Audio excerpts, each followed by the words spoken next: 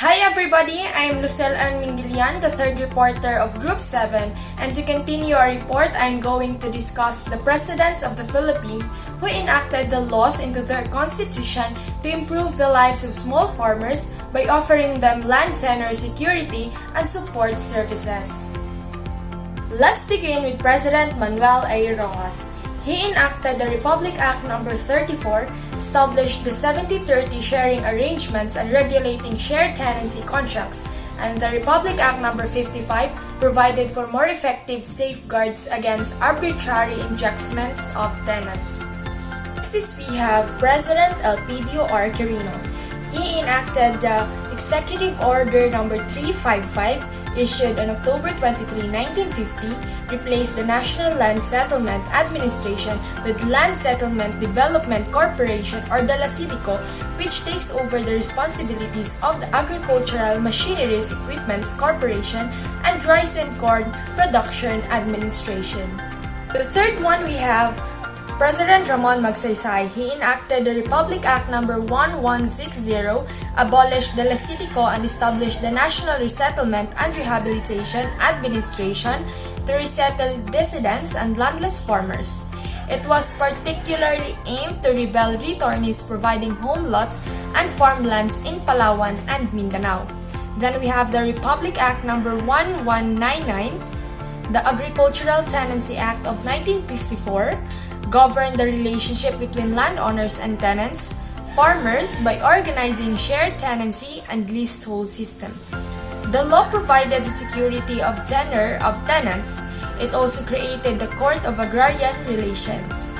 Next, we have the Republic Act No. 1400, Land Reform Act of 1955, created the Land Tenure Administration, which was responsible for the acquisition and distribution of large tenanted rice and corn lands over 200 hectares for individuals and 600 hectares for corporations. Next, we have the Republic Act No. 821, creation of Agricultural Created Corporation Financing Administration, provided small farmers and shared tenants loans with low interest rate of 6 to 8%. The fourth president it is President Carlos P. Garcia. He just continued the program of President Ramon Magsaysay and there were no new legislation passed. And now we have President Diosdado P. Macapagal. He enacted the Republic Act No. 3844 of August 8, 1963, the Agricultural Land Reform Code, abolished shared tenancy and institutionalized the leasehold, and set retention limit at 75 hectares, invested right of preemption and redemption for tenant farmers, provided for an administrative machinery for implementation, institutionalized a judicial system of agrarian cases, incorporated extensions, marketing, and supervised credit system of services of farmer beneficiaries. The RA was hailed as one that would be emancipate Filipino farmers from the bondage of tenancy. Next one we have President Ferdinand E. Marcos. He proclaimed No. 1081 on September 21, 1972, ushered the period of the new society. 5 days after the proclamation of martial law, the entire country was proclaimed a land reform areas and simultaneously the Agrarian Reform Program was decreed. President Marcos enacted Republic Act No. 6389, Code of Agrarian Reform, and RA No. 6390 of 1971, created the Department of Agrarian Reform and Agrarian Reform Special Account Fund. It strengthened the position of farmers and expanded the scope of agrarian reform. Then, President Decree No. 2, September 26, 1972, declared the country under the Land Reform Program. It enjoined all agencies and offices of the government to extend full cooperation and assistance to the DAR. It also activated the Agrarian Reform Coordinating Council. Next, we have the Presidential Decree number 27 of October 21, 1972, restricted all land reform, scope to tenanted rice and corn lands, and set the retention limit at 7 hectares. The Constitution ratified by the Filipino people during the administration of President Corazon C. Aquino provides under Section 21 under Article 2 that the state shall promote comprehensive rural development and agrarian reform. On June 10, 1988, former President Corazon C. Aquino signed into the law Republic Act No. 6657, or otherwise known as the Comprehensive Agrarian Reform Law. The law became effective on June 15, 1988. Subsequently, 4 president issuances were released in July 1987. After 48 nationwide consultation before the actual law was enacted, President Corazon C. Aquino enacted Executive Order No. 228 of July 16, 1987, declared full ownership to qualified farmer beneficiaries covered by PD 27. It also determined the value remaining unvalued rice and corn lands subject for PD 27 and provided for the manner of payment by FBs and mode of compensation to the landowners. We also have the Executive Order No. 229 of July 22, 1987, provided mechanism for the implementation of the Comprehensive Agrarian Reform Program. Then, we also have the Proclamation No. 131 of July 22, 1987, instituted the CARP as major program of the government. It provided for a special fund known as the Agrarian Reform Fund with an initial amount of 50 billion pesos to cover the estimated cost of the program from 1987 to 1992. On July 26, 1987, streamlined and expanded the power and operations of the DAR. Then we have also the Republic Act No. 6657, June 10, 1988, the Comprehensive Agrarian Reform Law, an act which became effective on June 15, 1988, and instituted a Comprehensive Agrarian Reform Program to promote social justice and industrialization, providing the mechanism of its implementation and for other purposes. The law is still the one being implemented up to these present times. Then we have also the Executive Order No. 405 of June 14, 1990, vested in the Land Bank of the Philippines the responsibility to determine the land valuation and the compensation for all the lands covered by CARP.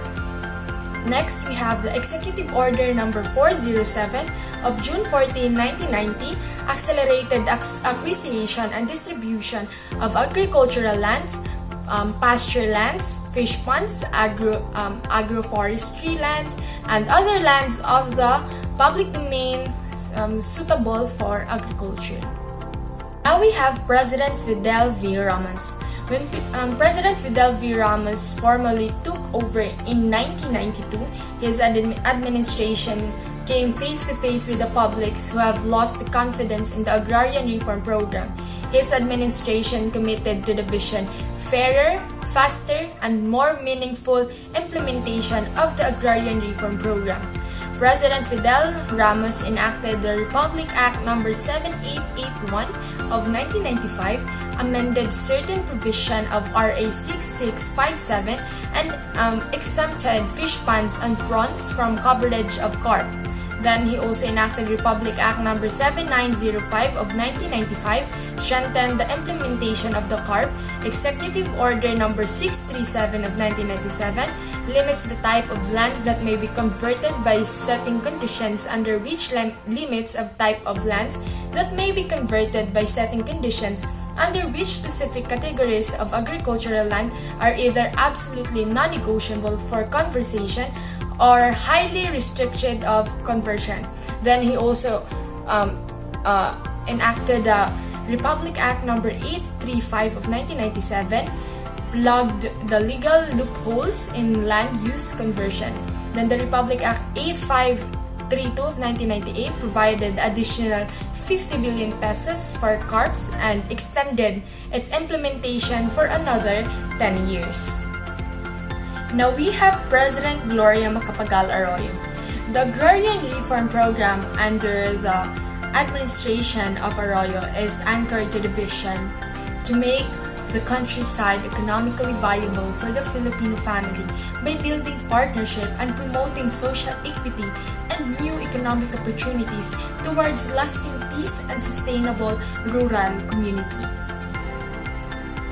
The land tenure improvement DAR will remain vigorous in implementing land acquisition and distribution component of CARP. The DAR will improve land tenure system through land distribution and leasehold. In provision of support services, CARP not only involves the distribution of lands but also included package of support services which includes credit assistance, extension services, irrigation facilities, roads and bridges, marketing facilities, and training and technical support programs. In infrastructure projects, DAR will transform the agrarian reform communities, an area-focused and integrated delivery of support services, into the rural economic zones that will help in the creation of job opportunities in the countryside. Then we have the Kalahi R Zone. The Kalahi R Zone reform zones were also launched. These zones consist of one or more municipalities with concentration of art population to achieve greater agro-productivity. Then we also have the agrarian justice to help clear the backlog of agrarian cases. DAR will hire more paralegal officers to support undermanned adjudicatory borders and introduce quota system to compel to the work faster and agrarian reform cases. DAR will respect the right of farmers and as well as the landowners. Next, we have President Benigno Aquino III.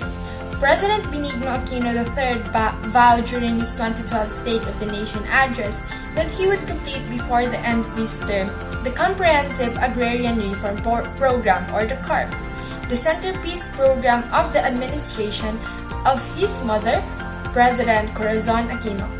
The younger Aquino distributed their family-owned Hacienda Luisita in Tarlac. Apart from the said farmlands, he also promised to complete the distribution of privately owned lands of productive and agricultural estates in the country that have escaped the coverage of the program. Under his administration, the Agrarian Reform Community, Connectivity and Economic Support Services, or what we call the ARCES, project was created to contribute to the overall goal of rural poverty reduction, especially in the agrarian reform areas. Agrarian Production Credit Program or the APCP provided credit support for crop production to newly organized and existing agrarian reform beneficiaries organizations and farmers organizations not qualified to avail themselves of loans under the regular credit windows of bank. The Legal Case Monitoring System or the LCMS, a web-based legal system for recording and monitoring various kinds of agrarian cases at the provincial, regional, and central offices of the DAR to ensure faster resolution and close monitoring of agrarian-related cases was also launched. Aside from these initiatives, Aquino also enacted the Executive Order Number 26, Series of 2011, to mandate the Department of Agriculture, Department of Environment and Natural Resources, Department of Agrarian Reform Convergence Initiative to develop a national greening program in cooperation with government agencies. The last one, we have President Rodrigo Roa Duterte. Under his leadership, the President wants to pursue the aggressive land reform program that would help elevate the life of poor Filipino farmers by prioritizing the provision of support services alongside with land distribution. The President directed the DAR to launch the second phase of the agrarian reform, where landless farmers will be awarded with undistributed lands under the Comprehensive Agrarian Reform Program. Duterte plans to place all the public lands, including the military reserves, under agrarian reform. The President also placed 400 hectares of agricultural lands in Boracay under CARP. Under his administration, the DAR created an anti-corruption task force to investigate and handle the alleged anomalous activities by the officials and employees of the department. The department also pursues an Oplan Zero backlog in the resolution of the case in relation to the agrarian justice delivery of the agrarian reform program to fast-track the implementation of CARP. I guess that's the end of my assigned topic. Thank you for watching and I hope you have learned something.